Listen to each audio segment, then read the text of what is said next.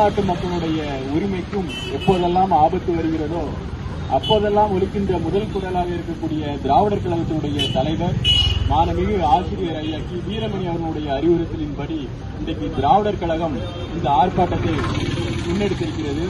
இதற்கு தலைமையேற்கக்கூடிய மாணவர் அணி தலைவர் உட்பட்ட அனைத்து தோழர்களுக்கும் ஆங்காங்கே நின்று கேட்டுக்கொண்டிருக்கின்ற மக்களுக்கும் முதலில் வணக்கத்தையும் நன்றியையும் தெரிவித்துக் கொள்கிறேன்.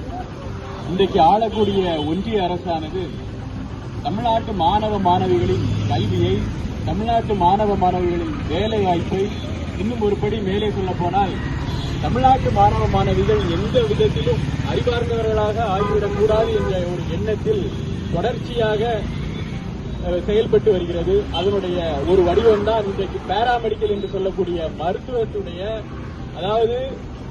மருத்துவத்துடைய தனிப்பிரிவாக இருக்கக்கூடிய மருத்துவம் சார்ந்த துறைகளிலும் நீட் தேர்வை இன்றைக்கு அறிமுகம் செய்ய இருக்கிறார்கள்.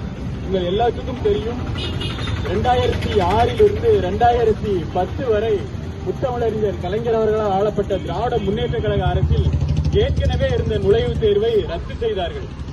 அதற்கு பின்னர் இன்றைக்கு இருக்கக்கூடிய இன்னைக்கு தென்காசி ஒரு மாவட்டமாக ஆனாலும் சரி, இது சுற்றி கிராம பகுதிகளால் ஆனக்கூடிய ஒரு மாவட்டம். ஏகப்பட்ட கிராமங்கள் இந்த தென்காசியை சுற்றி இருக்கிறது. நீங்கள் ஒரு கணக்கெடுத்து பார்த்தீர்கள் என்று சொன்னால், ஒரு 10 ஆண்டுகளுக்கு முன்பாக கிராமப்புறத்தில் இருந்து வரக்கூடிய அந்த மருத்துவர்களின் எண்ணிக்கை என்பது மிகவும் அளவுக்கு அதிகமானது. கிராமத்தில் உள்ள ஏழை வீட்டில் படிக்கக்கூடிய மாணவ மாணவிகள் மருத்துவர்களாக இருக்கிறார்கள் என்று சொன்னால், அன்றைக்கு அந்த நுழைவுத் தேர்வை டாக்டர் கலைஞர் அவர்கள் ரத்து செய்ததனுடைய விளைவாகும். ஆனால் இன்றைக்கு நாம் ஒப்பிட்டு பார்த்தால், இன்றைக்கு எந்த அளவில் கிராமத்தில் இருந்து ஏழை எளிய வீட்டு பிள்ளைகள் மருத்துவர்களாக ஆனார் என்று சொன்னால், அந்த ஒப்பீட்டு அளவில் கிட்டத்தட்ட 80% கீழாக போயிருக்கிறது என்று சொன்னால், அது நீட் தேர்வுடைய ஒரே ஒரு காரணம் என்பதை பொதுமக்கள் புரிந்து கொள்ள வேண்டும். ஏதோ எல்லோரும் மருத்துவர்கள் ஆகிவிட முடியுமா, இது நமக்கு தேவையில்லாத வேலை என்று பொதுமக்கள் ஒதுங்கக்கூடாது. அப்படி ஒதுங்கியதின் விளைவாகத்தான் இன்று துணை மருத்துவ பிரிவுகளும், அதாவது பிஎஸ்சி நர்சிங் என்று சொல்லக்கூடிய ஸ்டாஃப் நர்ஸாக வேலை பார்த்துக் கொண்டிருக்கிறாங்க. அந்த படிப்பிலும் கூட நீட்டை இன்றைக்கு கொண்டு வந்திருக்கிறார்கள். நீங்க இன்னைக்கு கிராமத்திலேயோ ஒரு தெருவிலே எடுத்து பாத்தீங்கன்னா 2 பேர் இன்னைக்கு ஸ்டாஃப் நர்ஸா இருப்பாங்க, வேலை பார்த்துட்டு இருப்பாங்க. அவங்க வேலை பார்த்து அந்த குடும்பத்தை காப்பாற்றிட்டு இருப்பாங்க.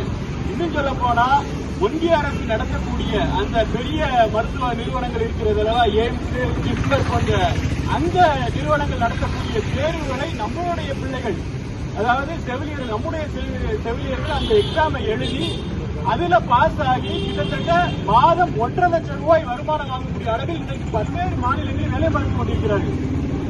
இன்னும் சொல்ல போனா, அந்த நிறுவனங்களில், அந்த மருத்துவ நிறுவனங்களில் வேலை பார்க்கக்கூடிய அந்த செவிலியர்கள் அனைவரும் தமிழ்நாடு மற்றும் கேரளாவை சேர்ந்த செவிலியர்களாக இருக்கிறார்கள்.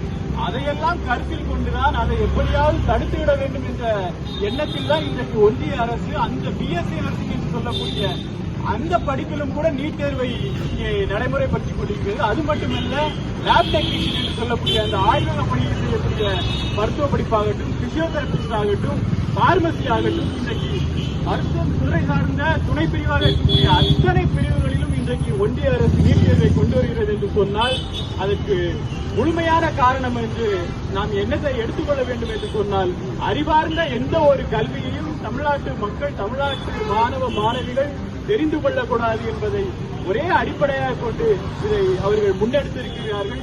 இதை ஆரம்பத்திலே நாம் கிள்ளி எறிய வேண்டும். ஏனென்று சொன்னால், இன்றைக்கு வரைக்கும் நாம் மருத்துவ கல்வியில் நீட்டை முழுமையாக ஒழித்துவிட முடியவில்லை.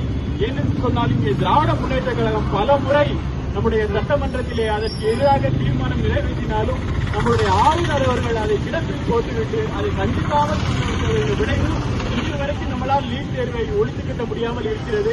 அந்த நிலைமை மறுபடியும் மருத்துவ துணை பிரிவுகளுக்கும் வந்துவிடக்கூடாது.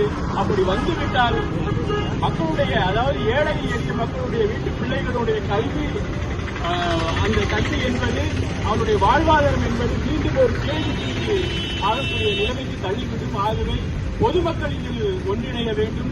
இதில் கட்சி பாகுபாடு இருக்கக்கூடாது, மத பாகுபாடு இருக்கக்கூடாது, சாதி பாகுபாடு இருக்கக்கூடாது. எந்த பாகுபாடும் இந்த பிரச்சனையை பொதுமக்கள் கையில் எடுத்துக் கொள்ள வேண்டும். அதற்கு திராவிடர் கழகம் முதலில் விதை போட்டிருக்கிறது. இந்த விதை என்பது பெரிய ஆலமரமாகி மிகப்பெரிய, எப்படி ஜல்லிக்கட்டுக்கு ஒரு போராட்டம் இருந்ததோ அதே போல இந்த பிரச்சனைக்கு ஒரு போராட்டத்தை பொதுமக்கள் தன்னிச்சையாக எழுப்ப வேண்டும் என்று இந்த நேரத்தில் கேட்டுக்கொண்டு நிறைவு செய்கிறேன். நன்றி.